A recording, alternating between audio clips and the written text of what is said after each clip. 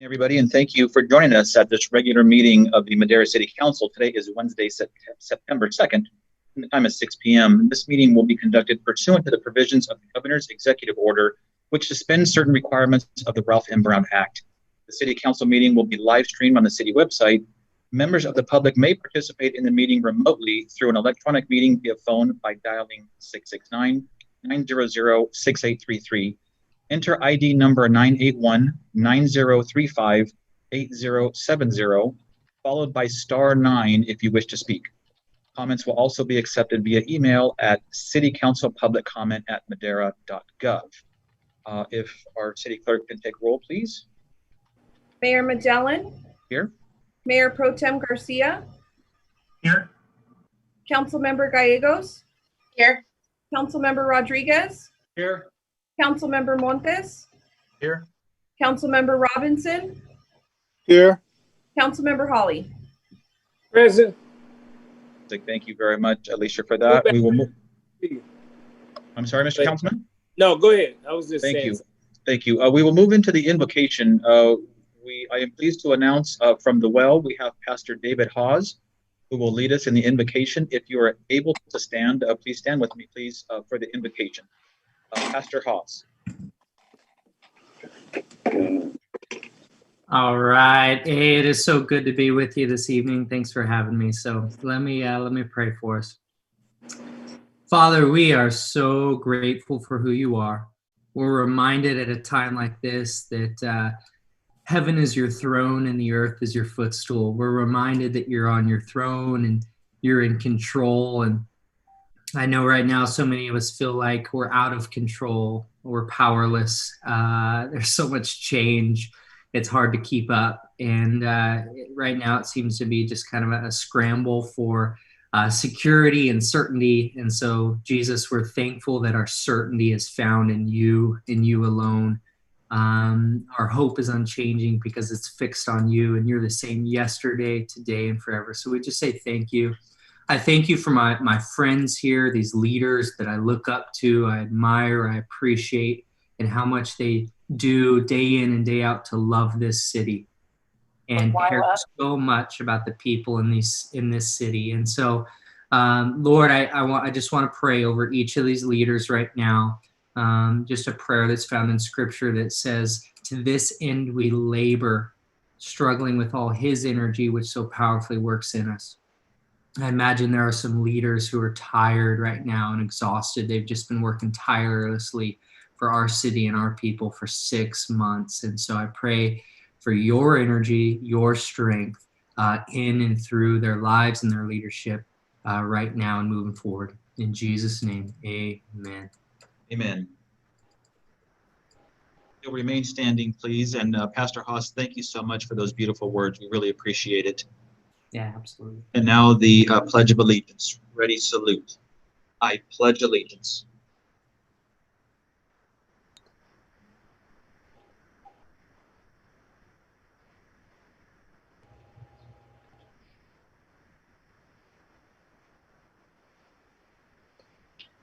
Thank you, everybody. Moving into the approval of this evening's agenda, I will ask my colleagues if there's any additions or changes to this evening's agenda. If not, I will entertain a motion. So moved to approve. So moved to approve. Been moved by Councilman Hawley, thank you very much, and seconded by Councilwoman Gallegos to approve this evening's agenda as presented. All those in favor signify by saying aye. Aye. Opposed? Motion carries unanimously. Thank you very much for that. Moving into public comment, the first 15 minutes of the meeting are reserved for members of the public to address the council on items which are within the subject matter jurisdiction of the council. Speakers shall be limited to 3 minutes, and speakers will be asked but are not required to identify themselves and state the subject of their comments. If the subject is an item on the agenda, the mayor has the option of asking the speaker to hold that comment until the item is called. Comments on items listed as a public hearing on the agenda should be held until the hearing is opened. Council is prohibited by law from taking any action on matters discussed that are not on the agenda, and no adverse conclusions should be drawn if the council does not respond to public comment at this time. I will ask our city clerk if we have received any written communication via email. None received, Mayor. Thank you very much. There are no attendees with us this evening wishing to speak. So I will close public comment, and we will move into our first item of the evening, which is our presentation and our, I was going to say weekly, but our regular scheduled meeting update from the Public Health Department. And I believe we have Ms. Boss with us again this evening. Good morning, or good afternoon, good evening, Sarah. Good evening. Glad to be with you again. And we've had a lot happen in the last 2 weeks with regards to how the state is structuring things. We now have kind of a different framework around how the state is monitoring what's going on with regards to COVID in each county, and how we would progress through different, they call them tiers.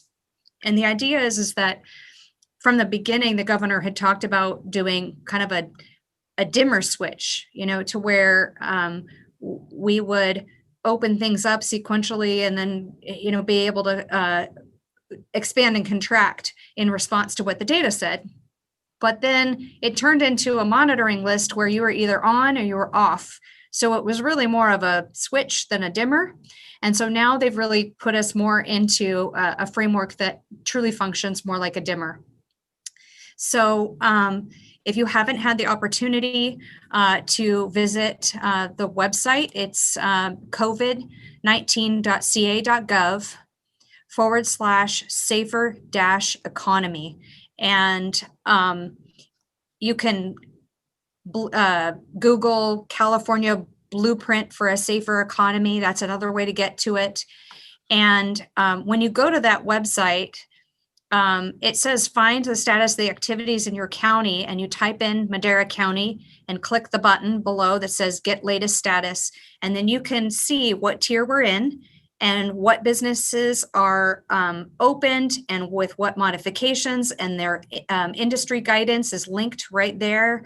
And the different tiers that you'll be able to see on the page when you first land there shows that when you're in the purple tier, there's 2 measures that they're using now. It's a daily average cases and positive tests. So what they do is they go back 1 week, they take 7 days, and they average the number of cases that you had during those 7 days, but it's an average of those daily counts. And then test positivity, you're familiar with, it's the number of positive tests as a percentage of the total number of test results. So right now we're in the most restrictive tier based on our data. That's not surprising.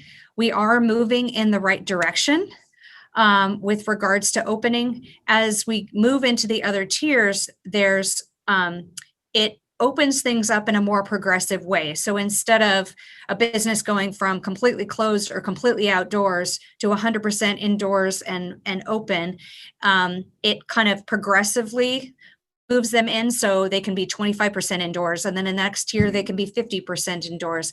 And so it's not every business just like that. It's just, that's an example of the kind of thing that it does.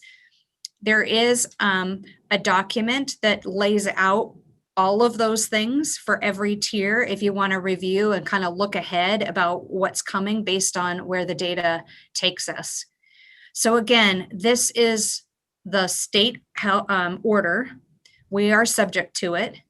In Madera County, we have very much been that we are going to do everything we can to support as many activities as we can under state order. But when we look back just a few weeks ago, we had hundreds of cases per day, and now we're somewhere between 30 and 50. It varies a little bit, but today we had 40 new cases. So we're definitely moving in the right direction. And we're really hopeful that the measures that took us from the hundreds of cases a day down to this number will continue to draw that number down so that we're able to move into other tiers progressively. The other good news, of course, is that our hospitals are not seeing nearly as many patients that are COVID patients.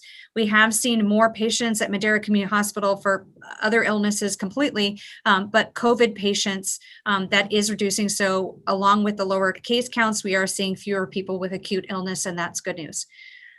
There is a messaging campaign that is across several counties in the Valley. It was spearheaded by the Central Valley Community Foundation, called Mask Up Central Valley. And if you go to our Facebook page, you can look at it's done like a movie trailer. Some of our boards of supervisors have gone out with our staff. And the idea is that we have $100 Visa gift cards. And if we catch you wearing a mask, we're going to different places and just finding people with masks on and giving them a $100 gift card. So it's a positive reinforcement to encourage people to wear their masks, and also, reward a few people. I think that we had 60 cards that were allotted to us at the beginning, and I decided as a promotional tool that it was really positive and we wanted to do more. So we've taken more of our promotional budget that we have in one of our grants, and we're doing more cards. The idea is that there's videos and selfies, and they're posted on our Facebook page with the person's permission to kind of show that positive reward for wearing your mask. There's also going to be a video that's coming out on Thursday. Oh, that's tomorrow. Thursday, tomorrow. That's features health officers and law enforcement across several counties in the greater Yosemite area. I'll warn you, the video is a little hokey. You can tell they're reading off a prompter off to the side. I mean, it's a very local feeling video, but it's well intentioned to encourage people moving into Labor Day to really be safe, to not have giant parties, and plan if you're going to go out of town and how you're going to do that. And so we're really wanting to encourage people, because what we've found as we looked back at the data is the beginning of the change before the surge happened. It really pivoted at the end of May, right at Mother's Day, Father's Day, Memorial Day. Those big events that happened right around that time was the beginning of our surge. And what happens with an infectious disease is, what is 2 people can quickly become 10. And then once it's at 10, it's spreading fast because it's got all these tentacles, right? And so while we all think, oh, my one party is not going to have a big impact, if you take my big party and you multiply that times 100, and then you have, again, these kind of seeds of cases that then spiral out, that's when we end up with surges. So we just really want to encourage people to, if people do get together, to do it safely, like wear masks at the party, have it outside. It's going to be really hot, so that's going to be hard. Don't share food, don't share drinks, things like that. Wash your hands. Our mobile testing for September, the calendar is up on our website. We had put in place a calendar, an appointment system, because it was just 3 hours worth of lines, and it was really chaotic. But then we didn't have hardly anyone doing appointments. And so we certainly don't want that testing resource to go to waste.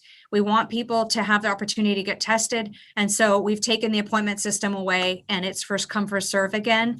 And we'll use all the methods that we were using before to keep that in order, so that we can have as many people tested as possible.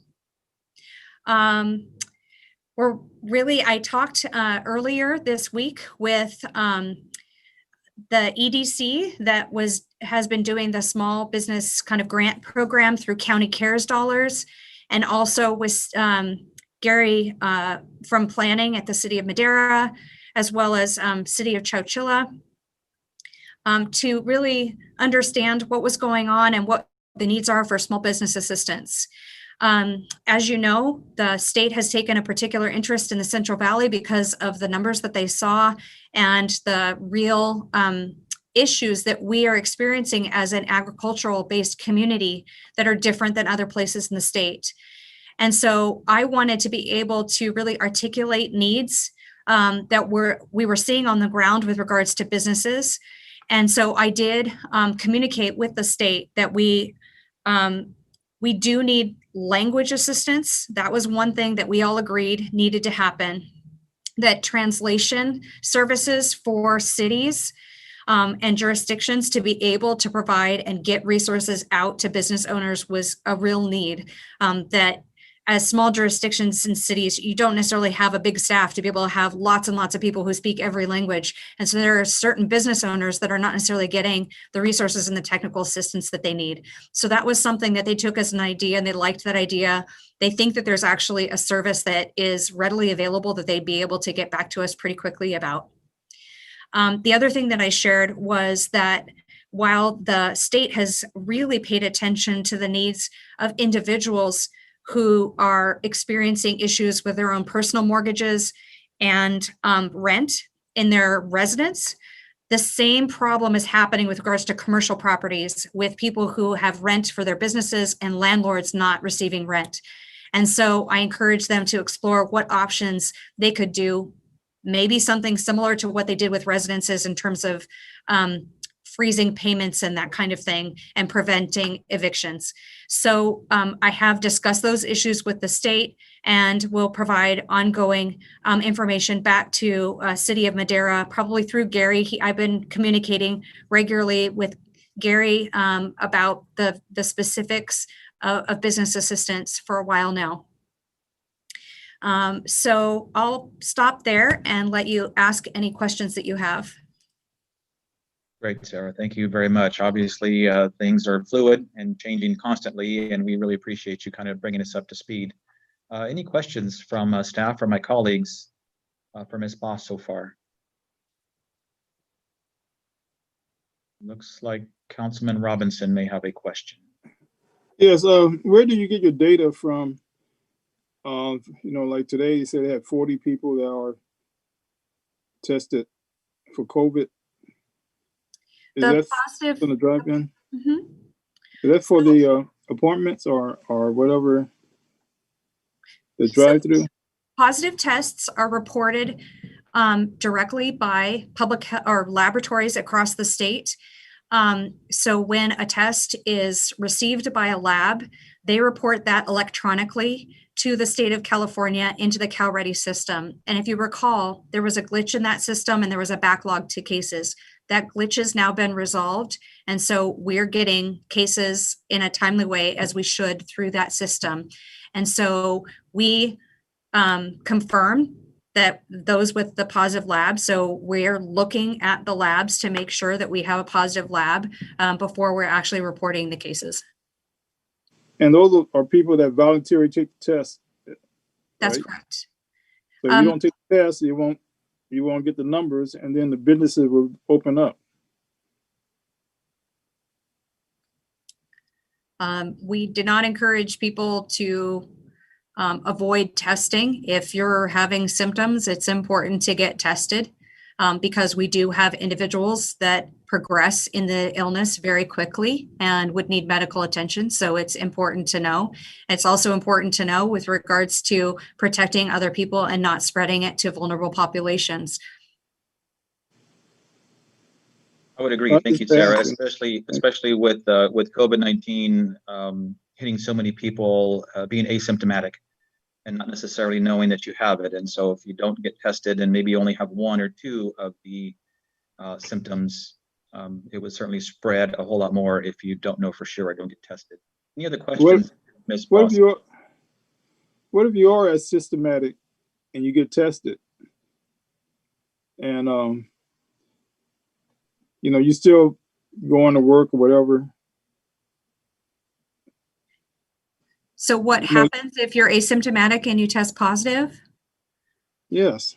So if you test positive, of course, we encourage people to always, regardless of whether or not they've had a test or not, to use social distancing and wear a mask to protect others. And it's because people may be asymptomatic and contagious that we encourage people to consistently use those behaviors. But if they test positive, we contact them and instruct them that they need to be isolated for 10 days from the day of their test. And then people that aren't feeling any symptoms, because sometimes COVID affect other people differently. Yes, some people, it's really variable. Some people have no symptoms at all. Other people have mild, and then it's to severe.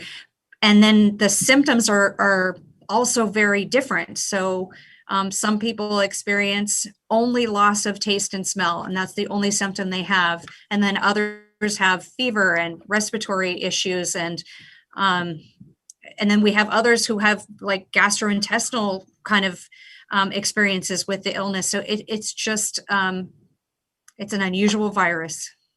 Is there a new treatment for COVID I heard about in Australia? I'm not familiar with that. I heard it's as effective as the one that President Trump is taking. I can look into it, and if I find something that's happening in Australia, I can certainly email you about that.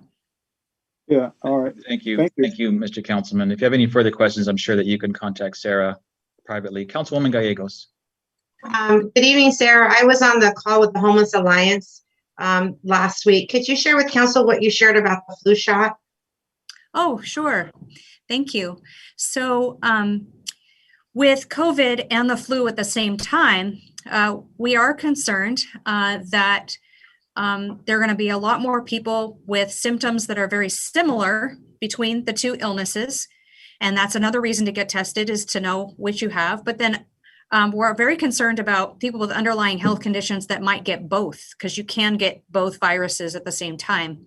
So it's really important, especially vulnerable populations, really everyone, because vaccination is a population response, and everyone is protected more when more people get their flu shot. And so we are rolling out flu clinics starting later this month.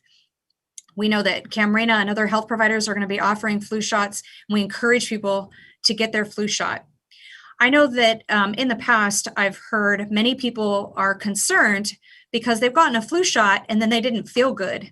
And they thought, well, the shot is giving me the flu. And that's a common misunderstanding of what's happening. When you get the flu shot, you're getting dead virus into your system. And the goal of a vaccine is to trigger your immune system, your immune response, so that it practices on a dead virus and it builds up those antibodies so that when the real virus is in your system, it will be it's equipped to attack it and fight off the disease. So when people experience not feeling good or being achy, especially like inflammation at the site of the shot, all of those are immune responses, and that's a good thing. That means your immune system is fighting the dead virus, practicing for when your body would encounter the real one.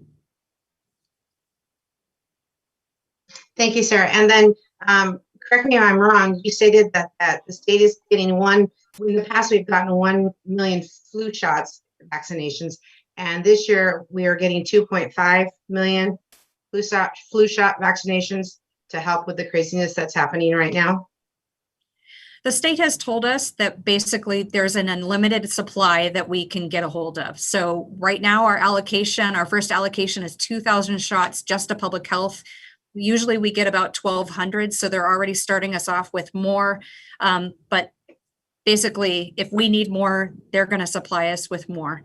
And all of the healthcare providers, everyone is really pushing and preparing for lots of people to take the flu shot this year. And you stated to get it early. Get it early. Yes. That's not going to hurt. Thank you. Thank you. Great, Councilwoman. Thank you for those questions. I appreciate it. Anyone else have any questions for Ms. Boss? Great, Sarah. Thank you once again. We always appreciate you being here and keeping us up to date. Thank you very much. Thank you. Have a good evening. You too.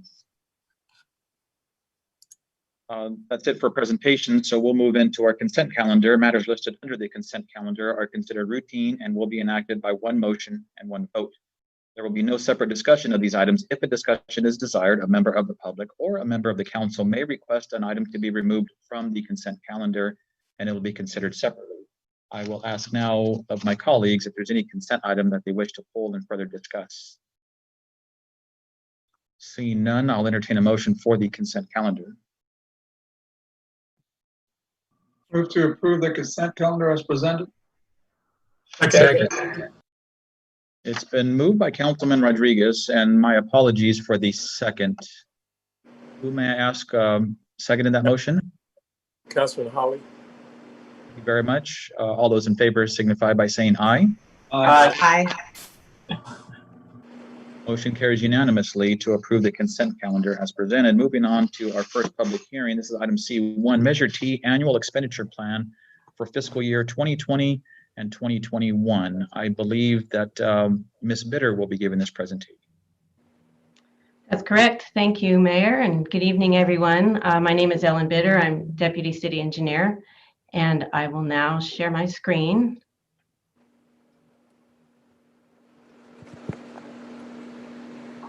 So tonight's item before you is the presentation and recommendation for acceptance of our annual expenditure plan for Measure T funding.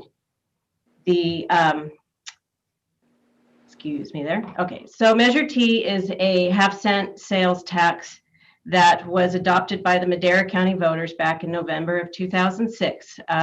It's specific to Madera County only, and we have oversight by the Madera County Transportation Authority. You might also recognize that this is what identifies Madera as a self-help county, because we have this specific transportation sales tax in place, and that makes us eligible to receive additional funding. The MCTA, who also is the MCTC board as well, every year they adopt an annual work program, and it includes the annual expenditure plans that are adopted by all of the local agencies. Our particular current Measure T is slated to sunset in the year 2027. So MCTC staff coming through the MCTA estimate the revenues based on projected sales taxes for the county. This year, the revenue projections for Madera City are $2,415,619. It represents about almost a $600,000 decrease in the prior year. They are anticipating loss in sales tax revenues due to the COVID-19 pandemic. Should the revenues come in higher, then those funds would be allocated to us in the following year. So we still will capture anything above and beyond what's projected, or if there are losses, then we would also have to account for that in the following year budgets. The council has been made aware of our projected expenditures through the annual capital improvement plan and the city budget process. We kind of laid out all of the transportation sources, funding sources, and what projects those would go be funded by those. But the Measure T program requires a separate action by council specific to the Measure T funds. So that's what is before you tonight. It's kind of ratifying what's already been adopted by the budget and in the CIP process. Also coming shortly is another part of the process where we recognize any carryover funds from projects and funding not spent in previous years, and or we've had some really healthy years where there were excess revenues, and those get rolled in to our program and we can budget for those. This year, there obviously is no excess revenue, and I think we were fortunate that MCTC had projected adequately for the prior year, so we did not see a need to reduce that last year's projections came in right on target, pretty close is what they've told us. So we did not have to factor in any losses from the previous year. So it's just this next year coming up. So I prepared a pie chart, just a different way to look at the funds and the different programs that are funded through Measure T. They were established in the investment plan when the voters approved it back in 2006. So the percentage of the funds are already established by the legislation that established Measure T. So this just represents the different pots and what our particular allocation is this year. And then I'll go through each piece of the pie in the next slides. The Regional Transportation Program is what funds the major projects on our arterials and collector streets. It does either new construction or major rehab. And a biggest project that we have going with Measure T is our Olive Avenue project. There's $6 million that have been accumulated from past allocations and then this year's as well. And it's partnering with other funds. And right now, our estimate for all phases of the project, it's about a $10 million project. You may start seeing activity out there. The underground contractor is going to be moving in to put the conduits in so that PG&E and AT&T and Comcast can put their lines underground and we can get the poles out of the way. And hopefully at that point, we will have worked through our agreements with the railroad. That's currently kind of where our holdup is working with the railroad. And then we can move forward with the rest of the road widening. So there should be some Measure T funding signs going up and to help identify that big project as benefiting from Measure T. A couple other projects we have, the 2 new traffic signals. Those had other funding sources, but we've also matched it with a significant amount of Measure T. And the upcoming seal and overlay project is it's an annual project, and this is where we have the benefit of being a self-help county in that we receive local partnership program funds through SB1, and we are required to match it 1-for-1 with Measure T dollars. So we've seen some nice projects in the last couple of years with those funds. Also this year we have on deck a traffic study. It was identified, I think, year before last to look into the corridors of Almond Avenue, Pine Street, and Stadium Road with the new development and in proximity to all the schools. And then anticipating also moving forward with ultimate expansion of Almond Avenue to Pine. We're starting to program those funds so we can accumulate the dollars when that project is ready to go.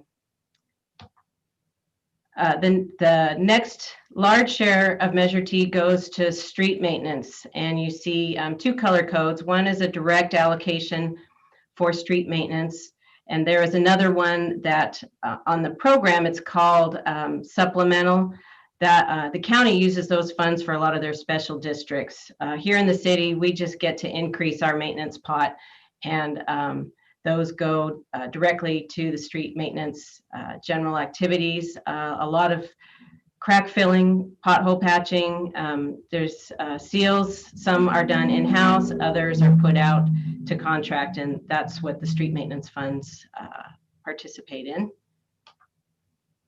There is a component for transit, and there was funds in the prior years that were used to help enhance the new transit facility. It's about $65,000 we get annually. So I think at this point we're reserving them to be identified for future projects. 2 other small pieces that are generally matching funds. I'll start with the smaller sliver. It's for ADA compliance. We use these funds to help enhance our street projects and our overlay projects where we're required to upgrade ramps. These funds can help offset those costs. And then the green pie is the environmental enhancement. And again, we use those funds to match a lot of other grants and program funding for projects that improve the air quality through bicycling or walking, or in this past year, we matched a CMAQ grant to pave 15 alleys, and we were successful in receiving another similar grant. So again, we'll match that, pave some more alleys. We've got 2 sidewalk projects coming up, Schnorr Avenue from Sunset to the river, filling in the gaps in that corridor.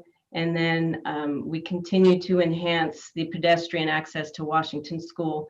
So again, we got a CMAQ project, and these will match those funds.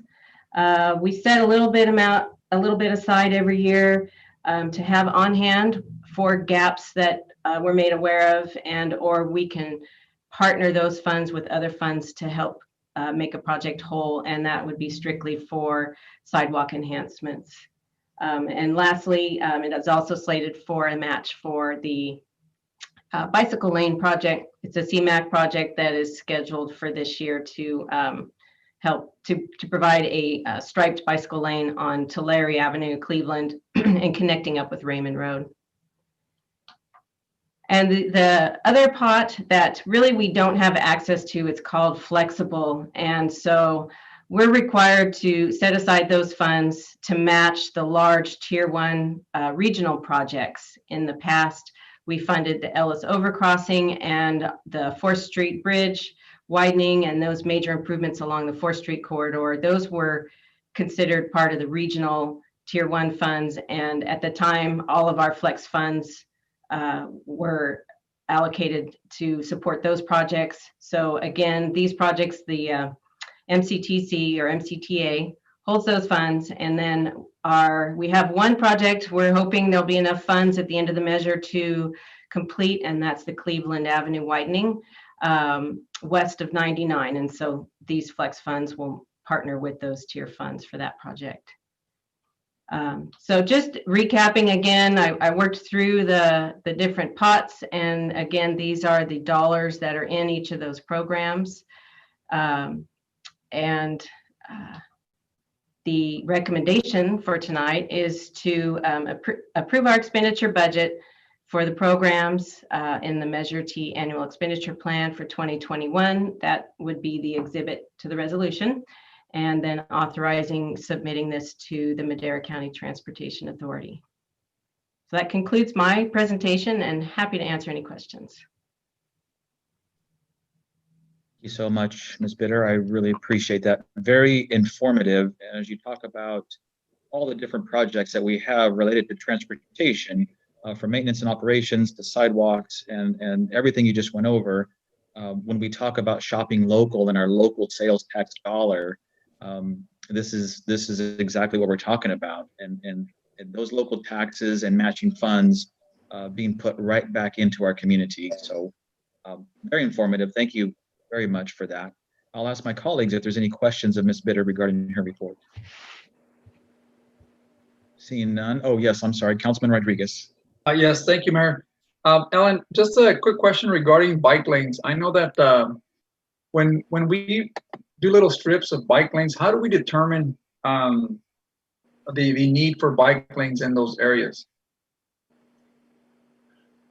We have an active transportation plan that was prepared a couple years ago. It's a regional plan. It was prepared in partnership with the county, and even Chowchilla's got their piece of it. So that updated our previous bicycle master plan, and it addressed all the potential corridors that would be suitable for bicycles, where we can fit, where it's safe to have the travel lanes, and also we have enough right of way to incorporate the bicycle lanes.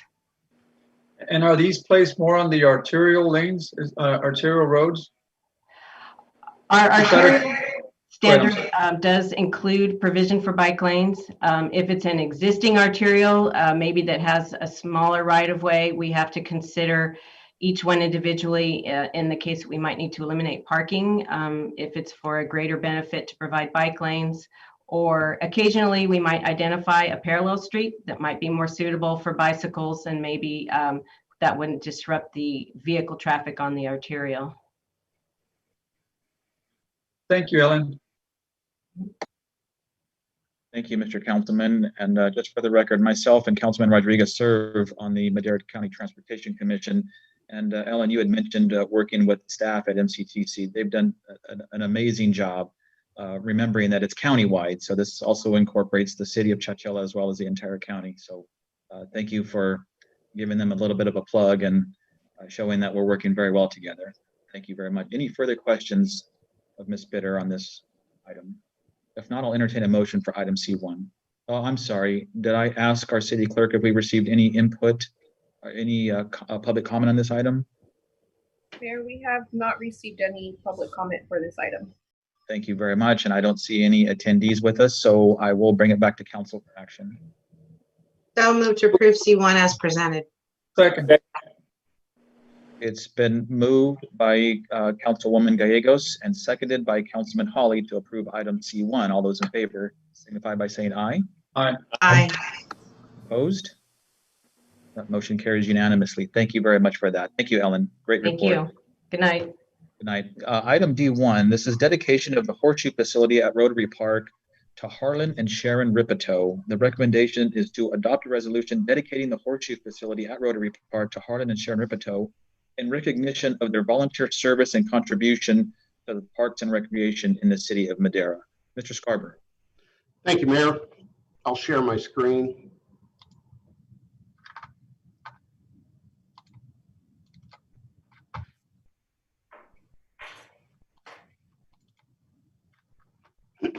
Can you see that? Yes, we can. Very good, thank you. So with this item, you'll be considering a community-based request to dedicate the Horseshoe facility at Rotary Park to Harlan and Sharon Ripito. The Parks Department received a request from Jesse Alvarado Jr. of the Big Valley Horseshoe League on behalf of the entire league to recognize the Ripitos for their service and dedication to the Madera Horseshoe community. The league and other community members suggest that the Horseshoe facility at Rotary Park be dedicated to the Ripitos. The Ripitos have been active in the Horseshoe community in Madera since the year 2000. Harlan is the founding member and current president of the Big Valley Horseshoe League. Since 2005, they have helped organize and oversee year-round horseshoe pitching recreational activities, primarily in the city of Madera. The league plays weekly at Rotary Park and during peak season routinely draws well over 100 players. As a result of the partnership with the Horseshoe League in the year 2005, the city installed a 10-pit horseshoe facility at Rotary Park. Also in 2005, the Ripitos offered to construct and maintain horseshoe pits in Pan Am and Lyons Town and Country Parks, as well as maintain the new horseshoe facility at Rotary Park. They've continued this service on a volunteer basis for the last 15 years. The red rectangle near the bottom of the screen is the location of the horseshoe facility in Rotary Park. This is a street level view of that same facility. This picture is actually fairly old. It was taken not too long after the facility was completed. I'm pleased to say with the Ripito's dedication that it looks almost exactly as it did then now. It's being well maintained. In order to name or rename a park or amenity in a park, the renaming or naming must meet the department naming policy. Staff have determined that the Ripito service meets the following objective. It's objective A1, which is to enhance the values and heritage of the city of Madera and be compatible with community interest. The Ripitos have also met the 5 criteria for dedication and recognition of public service. There will be a small amount of financial impact associated with this dedication for the purchase of a plaque, as well as staff time associated with the installation and dedication. And staff anticipates that the plaque and any materials needed for the installation will not exceed $1,500. Staff recommends that the City Council adopt a resolution dedicating the Horseshoe facility at Rotary Park to the Ripitos. That concludes my presentation. I'm available for questions. Thank you, Mr. Scarborough. I appreciate that. I will ask my colleagues if there's any questions. If we can get back to the main screen, please. There it is. Councilwoman Gallegos. I would like to thank John and the staff for working on this project and taking the time to meet with the Rotarians about renaming this Horseshoe Park into the Ripitos name. So that was cleared with them because it is their park, even though it's a city park. They're the ones that put the money into creating Rotary Park, and he made sure and crossed every T and dotted every I that we are going through the process correctly. So the Ripitos will be recognized for all the time that they've put in to not just Rotary, Liontown and Country Park and Pan Am. So I thank Director Scarborough and staff for all that they did for this. Thank you, Councilwoman. I agree. Councilman Rodriguez. Yes, thank you, Mayor. I too wanted to echo those same sentiments that Councilwoman Gallegos. If you haven't visited that section of the park, you know, I'm not a Horseshoe participant myself, but a lot of the members that play have noted that is one really good facility there, and as far as the amenity that they have, so they're very proud of that. I'm happy to see that this is being named after the people that have put a lot of dedication to it. Again, I think some folks have approached me and also approached Councilwoman Gallegos, and I'm sure they've approached the rest of the council in naming this park. So thank you, Mr. Scarborough, for taking the time to help dedicate this section of the park to these folks. Mr. Mayor, please allow me to challenge my fellow council member to a game one of these days. I think you just did. Challenge accepted. Councilman Hawley. Yes, Councilman Hawley. Yes. Well dedication, well presented, well understand. Couldn't go to a better person than Harlan. I remember when we first opened that Horseshoe pit up, I was on a park advisory board, and they came to the advisory board talking about that. And over the years that I've watched it grow, many friends of mine go out there and they do draw a crowd. So, you know, dedicating something like this here makes me feel proud that our city recognizes people that put so much into our city and to a particular part of our park. So I concur with them dedicating this facility to the Harlans and his wife. Thank you, Mr. Councilman. Councilwoman Gallegos. Director Scarborough, correct me if I'm wrong, but we're approving it tonight. But the dedication probably will not happen until the COVID kind of lifts, and that they would like to have council there, the community, and all their members. Yes, that's correct. The obviously the COVID has made large groupings of people, you know, that would be present and an opportunity like this made that kind of a challenge. In addition to that, the Horseshoe community has indicated that they would like to do this in conjunction with potentially like a Horseshoe tournament or something of that nature, which they don't anticipate restarting until early spring. So we wanted to move this item forward, get council approval if possible, but there will probably be a little bit of a lag time before we actually go out and put the plaque up and do the dedication. Thank you very much for that clarification, John, and we do look forward to that. So much has been on hold through COVID, but only put on hold. We will continue to celebrate this and other items in the near future. Just briefly, I'd like to thank Jesse Alvarado Jr. For bringing this forward to us and recognizing the Ripitos for over 20 years and the Big Valley Horseshoe League. As was mentioned before, there's over 100 members, and actually I think there's a lot more than that. I passed by there many evenings during their weekly league, and I think there's well over 100 people, which is my understanding that they come from miles around to join in this league. And then the Ripitos, really, they basically have skin in the game in that they not only started the league, but they're out there with a group of people maintaining the facility and making sure it looks good. So I just wanted to echo the comments of my colleagues, and that I think it is well deserved. We really appreciate everything they're doing, and talk about enhancing the values of our communities. Ripitos are doing just that. So congratulations to them as we move forward. And again, I want to thank everybody for bringing this forward. If there's no final comments, I will ask, if there are no attendees, I will ask our city clerk if there's any public comment on this particular item. Not received, Mayor. Thank you very much. So I'll bring it back to council for action. It's my pleasure to move D1 as presented. Second. It has been moved by Councilwoman Gallegos and seconded by Councilman Hawley to approve item D1 as presented. All those in favor signify by saying aye. Aye. Aye. Any opposed? Proud to say that that passed unanimously. Thank you all very, very much for that.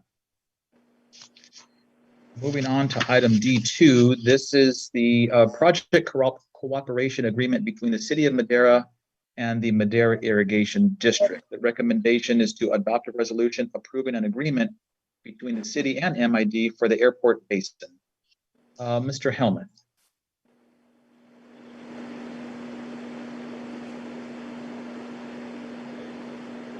Thank you, Mayor and Council members. This item is a continuation from the August 5th meeting. The continuance allowed for clarifying language to be added to this tonight's staff report and discussed separately as part of a workshop that occurred on August 19th. The basin itself is located adjacent to Aviation Drive and west of Condor Drive, and also west of the new fire station. Zooming in on the basin, the city use area is discussed in the staff report, and the agreement itself is a portion of a larger parcel that is owned by the Madera Irrigation District.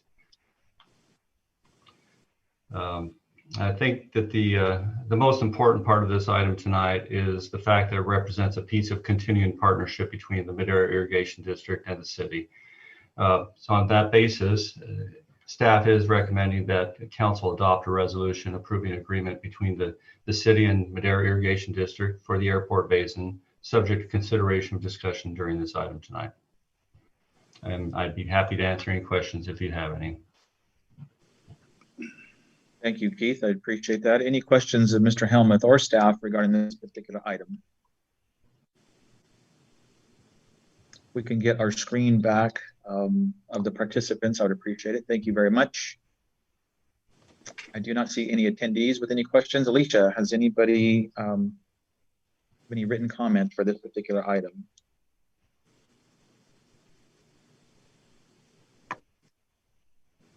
None received, Mayor.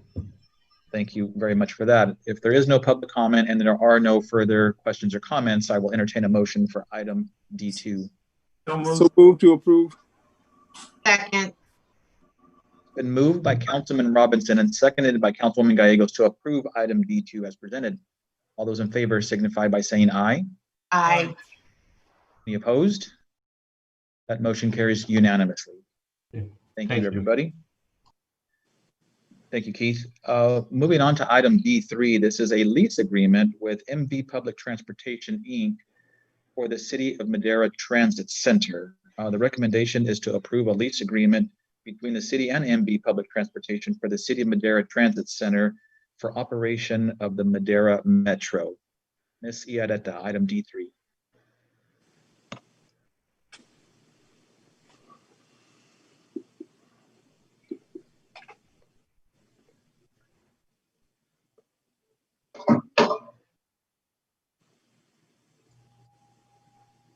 You're on mute, Yvette. Okay, can you see my full screen now, Mr. Mayor? No, so we're looking at your, and there you go. Okay. Good evening, Mr. Mayor, council members. This is the lease agreement with MV Public Transportation, Inc. for the City of Madera Transit Center. Let's start with a little bit of history. The MV Public Transportation, Inc. was contracted by the City of Madera on December of 2018 for transit operation services, and I will be using the acronym, shortening the acronym, and just be saying MV if that's okay. NV has been operating out of the intermodal facility located on 123 Northeast Street for a couple of decades, pretty much since the service began in the city of Madera. And currently, the MV utilizes a space of 975 square feet at the intermodal. That's only one suite out of multiple suites out of the intermodal. So the lease is written to be consistent with the operations agreement that we have at the moment. Therefore, the lease can be terminated if city terminates the operations agreement. So MV operations contract is under agreement through June 30th, 2021, with the option to extend for 2 additional 1-year terms. Therefore, they can be our transit operator all the way through June 30th, 2023, if that is what council desires. This lease agreement will be terminated when the operations agreement is terminated. A vision for developing a new transit center began years ago, and funding was completed, was fully obtained in 2018. At that point, in December of 2018, we were able to break ground to develop the transit center, the new Madera Transit Center. And we are requesting that you approve this lease agreement because the transit center was completed in the spring of 2020, and it was built to move operations to the new transit center. This would allow us to have operating space of 3,200 square feet, and it would allow us to have better ADA accessibility. Additionally, we would have dedicated rooms for dispatch, fair revenue collection, ample parking for new fleet and expanding fleet. We would have greater infrastructure for fleet electrification, which is being mandated by the state of California. And we would have added technologies. We think that moving operations to the new transit center will improve services for the public and would allow us to expand service in years ahead. Therefore, it is our recommendation that you approve the lease agreement between City and MV Public Transportation, Inc. for Madera Metro Transit Services at a lease rate of $1,647 a month. And I wanted to explain how we arrived at that dollar figure. We conducted research to find out what current market rate is for commercial and industrial property in the city of Madera. And we learned that it is currently $1.10 per square foot. So given a 3,200 square foot facility, that would equate to $3,520. However, the MV paid ahead for the use of their space at the intermodal, which is 975 square feet. That gives them a credit of $1,073.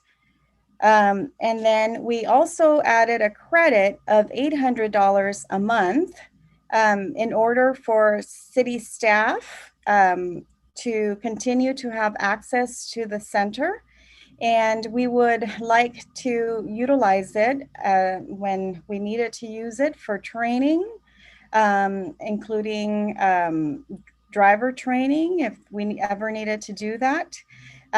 We also want to be able to conduct meetings in the transit center and also share it with community groups. So that leaves the amount of $1,647. That concludes my presentation. I will answer any questions that council may have at this point. Thank you, Yvette. I appreciate that. And we can get our main screen back up. I would appreciate it. And then I will ask my colleagues if any questions regarding this particular item. Yvette, you had mentioned the credit for MV. Is there one utility bill and are they separate for the suites? So I understand where the $1.10 a square foot and their credit, but are each of the suites, is it set up to where a utility bill would be separate for those, or is it one utility bill? So right now at the intermodal, the bills are separated because there are different suites. At the new center, there's only going to be one bill, one tenant, and NV would be responsible for their utility bills. Great. Great. And any other insurance or any of that, they are responsible for their particular suite. Yes. So they would just be paying basically the rent then. Yes, the lease they are agreement. responsible to pay for insurance. Thank you very much for that. I'll ask our city clerk. I'm sorry, Councilwoman Gallegos. Yvette, just real fast, now that they're moving, Greyhound and Madera Cab Company are going to stay there. I didn't see in the report how much Greyhound pays for rent and the cab company. So the cab company has a much smaller suite, about 200 square feet. So they're paying just a little bit over 200, if I remember correctly. It's somewhere in the range of 200 to 300. And Greyhound's is bigger than what NV has had. So their suite is over 1,000, and therefore they are paying us a bit over 1,000. And that's per month? Correct. Okay, thank you. Thank you, Councilwoman. Any other questions? We'll ask, if I haven't already, our city clerk, if there's been any written communication on this particular item. No, Mayor, none received. Thank you. As I mentioned before, Madera County Transportation Commission annually has an unmet transit needs opportunity for our community to express their concerns. And this past year, we had a discussion about it because the definition of unmet transit needs at MCTC sometimes does not coincide with what our community feels is an unmet need. And so we do receive a lot of input regarding the service that has been provided in the community. And I believe this year, although I don't have the report in front of me, that there was not too many, if any at all, of negative reports towards MV transportation. I'm not sure, Yvette, if you've received anything else, but I know that does play a part since we are contracting out with MV, but they service our community, and we want to make sure that we offer them the absolute best and safest service we can. Yeah, so I haven't gotten any reports about NV particularly. I think what the public desires is greater service, not necessarily different service provider. At this point, it's just expanding service and improving our efficiencies, continuing to look at innovations that will accommodate better, whether it be seniors, the ADA community, or students. Thank you very much. And before I call for the question, just moments before the meeting started this evening, I received news that an employee of MV Transportation recently passed. And although we contract with MV Transportation, they do provide a service to the city. So in my opinion, they're still a member of our family. It's too early to have or give any details. I just thought it was appropriate to mention that unfortunately a member of the MV/city team has recently died. If we do get any more details, I will be happy to share that with the council and our community. So with that, I will bring it back to council for action on item D3. So move to approve. Second. Moved by Councilman Hawley and seconded by Councilman Montes to approve item D3 as presented. All those in favor signify by saying aye. Aye. Aye. Any opposed? That motion carries unanimously. Thank you very much for that. Thank you, Yvette. We appreciate that report. Moving on to administrative reports. The first one is item E1. This is designation of a voting delegate and alternates for the League of California Cities 2020 annual conference. I believe Mr. Rodriguez will name this. Thank you very much, Mayor, members of the council. Arnold Rodriguez. The item before you this evening is a request that the council authorize a voting delegate to the League of California Cities annual conference, and up to two alternatives. This year, due to the COVID-19 pandemic, the League of California Cities conference has been moved to an online forum, and it is going to be held this year, October the 7th through October the 9th. Council may recall that earlier in the year, prior to the COVID pandemic being what it currently is, council had also discussed potentially modifying the council schedule to accommodate council members to attend the conference in Long Beach. However, again, due to the COVID-19 pandemic, I don't believe that's going to be necessary because it's going to be online this year. But with that being said, the city is being requested to authorize one delegate and up to two alternates to vote on one of the resolutions. The resolution item was attached to the staff report this evening. To my, as of today, there's only one resolution being considered. The city council does not have to assign a delegate. It's completely up to the city council. There are no repercussions if the council elects not to do so. At last year's League of California Cities, Mayor Pro Tem Garcia was the voting delegate and Councilmember Robinson was the alternative. And so with that being said, that concludes my presentation, and I'll turn it back over to council. Thank you. Great, thank you, Mr. Rodriguez. I will bring it back to council for any questions, comments, concerns about the voting delegate and alternate for this year's online conference.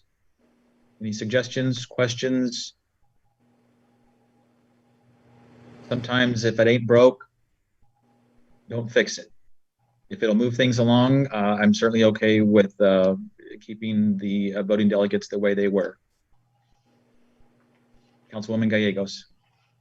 I agree with you, Mayor Medillin. It did say two delegates, alternates, so I would like to nominate the second alternate, Councilman Montes.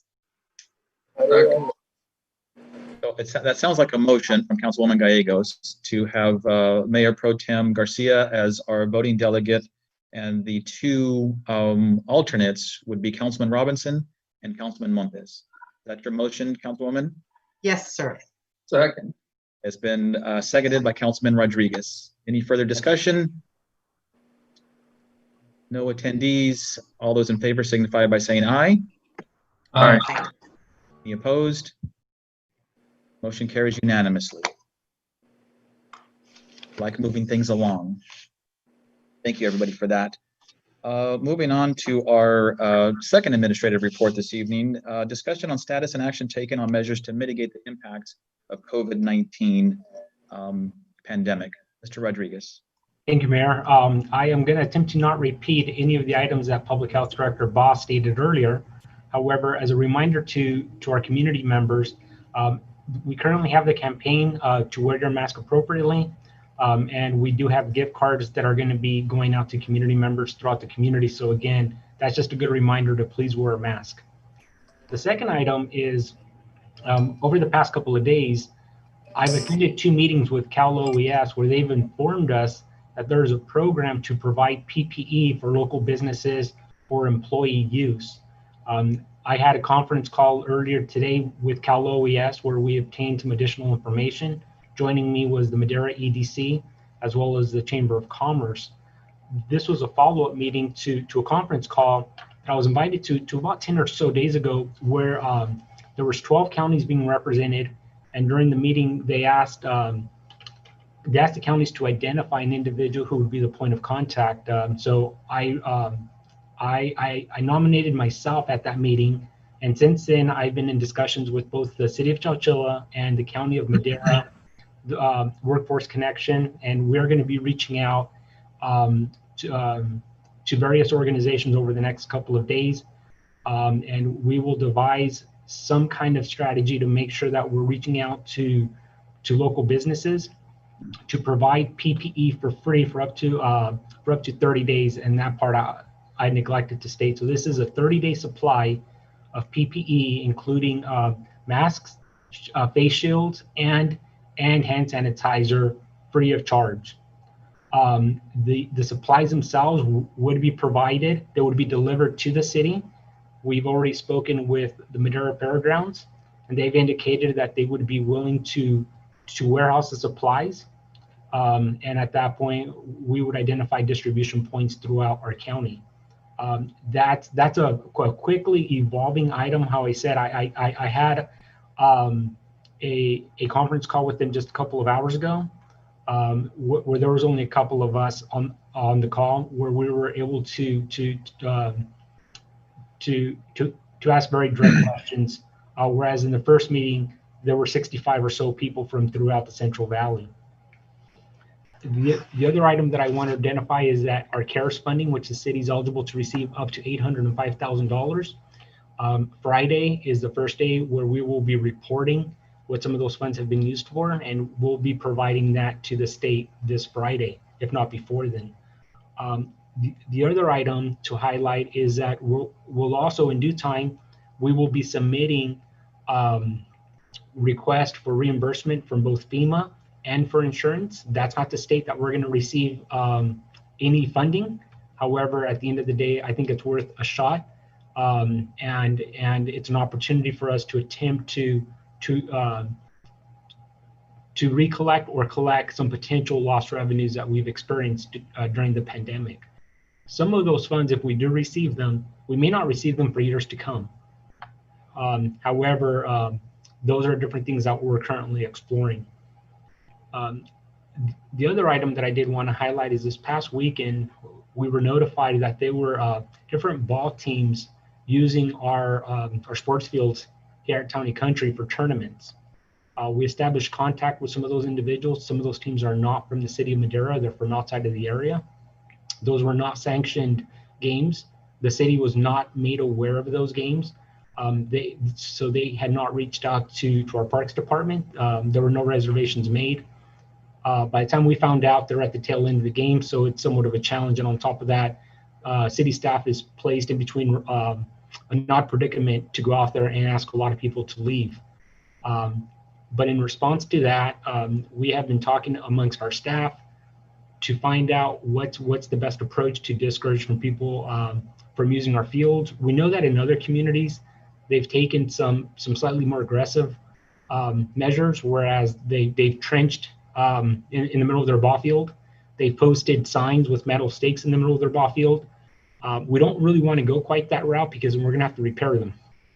And so what we would like to do is we will probably put up a couple of impediments in the field that are easily removable, just to try to discourage people from using them. But at the same time, we want to be reasonable, because we do have some community members that if someone wanted to go out there and take fielding practice with their household kids or something like that, if it's a mom and a daughter that want to go out there and play catch, we still want to allow for that.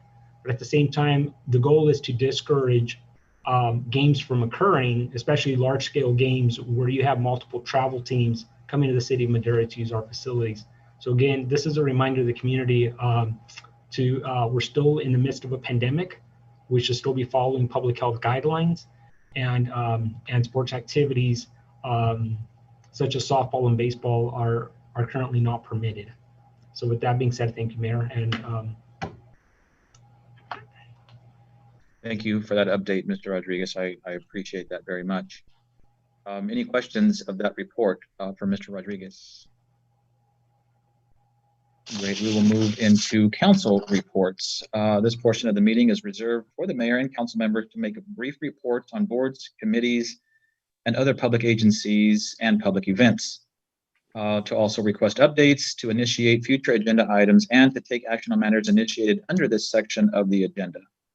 Under this section, the council may take action only on items specifically agendized, which meet the requirements for action.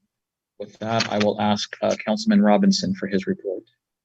Nothing to report. Thank you, sir. Councilwoman Gallegos. Nothing to report. Thank you very much. Mayor Pro Tem Garcia. Yes, thank you, Mayor. So just to show you how the COVID has affected all of us, large and small, every year, the Central Labor Council of Fresno, Madera, Tulare, and Kings counties holds a huge breakfast at the fairgrounds in Fresno. And we had last year, we had over 600 union members and their families come out and have a breakfast, and it's provided for them, and there's games. Well, obviously this year, there was no way that we could have 600 people at the fairgrounds being able to share some time and break bread. And so we were scrambling to figure out, we still need to have something for Labor Day. It comes once a year. We honor workers and labor, and we wanted to figure out what to do. So just like miraculously, the health department from Fresno, Councilwoman Esmeralda Soria, and organized a COVID caravan for the folks and who wanted to participate and drive up and get a test. So after RSVPing, we signed up 400 different folks in their vehicles, and they're going to drive through Fresno City College and get tested. And there'll be trinkets and there'll be stuff like that, but then there'll be no contact and there'll be no getting out of vehicles. But that's just our world right now. And it was a monumental effort. We're still going to be able to celebrate Labor Day on Monday, but it's just going to be a totally different experience. And at the same time, we're going to provide education to folks to make sure that they're educated on the virus and wearing a mask and everything. It's going to be a phenomenal event. So that's my report. Thank you. Thank you very much, Mayor Pro Tem. Councilman Hawley. Well, hi there. I'm Sure. here. I'd like to thank all my council partners again for attending my wife's services. For those of you that came, it was very well put together. We're very pleased to our family. Thank you, Mr. Mayor, for your words of encouragement to us and the love that you showed. And to the other council partners who came the day before, Councilman Gallegos, Councilman Montez, really made my heart feel good to see that you were there in support. But all in all, everything's going well. I'm still looking for a job. I hope all y'all got one set today. I don't cook and I don't clean house. But other than that, I'm willing to work. So just thought I'd throw that out there. Thanks again. Love all of y'all. The city of Madera, you really stepped up. City manager, police department, the fire department. You guys really made me feel good to see y'all supported us. Thank you so much. Nothing to report other than that. Thank you very much, Mr. Councilman. Councilman Rodriguez.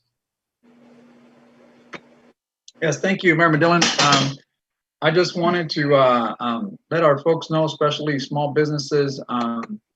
Well, I think landlords are considered businesses here in the city of Madera.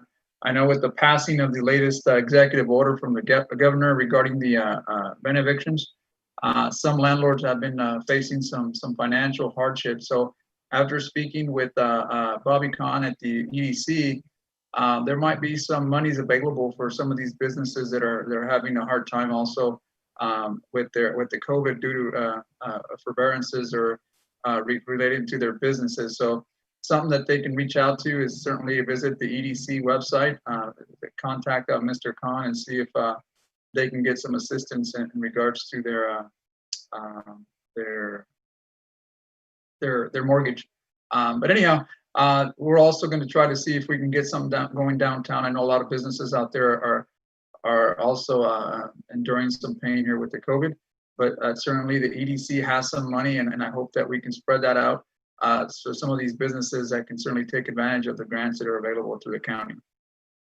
So thank you, Mr. Mayor. Those are my comments.